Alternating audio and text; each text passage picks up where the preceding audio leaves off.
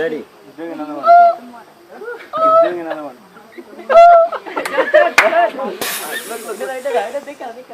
Radio Bangladesh রাত ৩টা খবর পড়ছে লাউয়াছড়া ন্যাশনাল পার্কের কবরস্থান থেকে।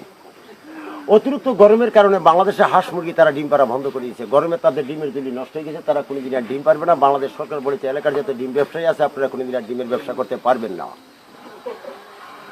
সরকার বলেছে এলাকার যত গরু ছাগল আছে তারা বড় বড় ডিম পাড়া আরম্ভ করবে। বিশেষ বিশেষ খবর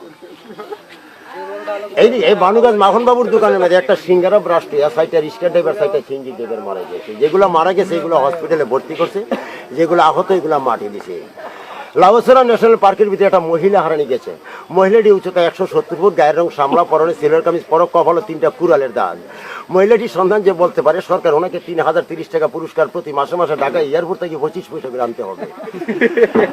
বিশেষ বিশেষ খবর লাউয়াছড়া ন্যাশনাল পার্কের ভিতরে যত বুড়া মানুষ আছেন আজকে দিনের ভিতরে বিয়ে শাদীর কাম শেষ করেন, আগামীকালকে আর বিয়ে শাদী করতে পারবেন না।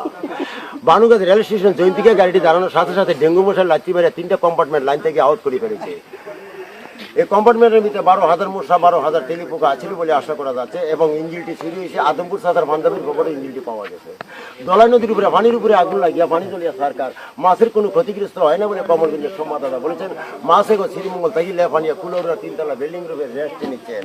আবহাওয়ার পূর্বাভাস উত্তর দক্ষিণ অঞ্চলে কিলোমিটার বেগে বানুগাছ ছাড়িয়া সমনামা টিলাগাঁও মনুলংলা কোলোরা বাডরা চকমন বরসল মাঝগাঁও বেচিমু কোরারপুর মুগলাবাদা দাউদাবাদ সিলেট ছাত্র জয়ন্তা হাওড়া মুম্বাই কাশ্মীর চাইলে ভারত আসাম গুয়াহাটির উপরে দিয়া গজবি হাওয়া দিতে পারে।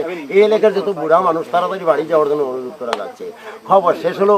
এই খবর আবার শুনতে পারবেন আগামীকাল রাত 13:30টায়। খোদা হাফেজ বাংলাদেশ। আসসালামু আলাইকুম, আদাব। আমি মদিনা ভাই।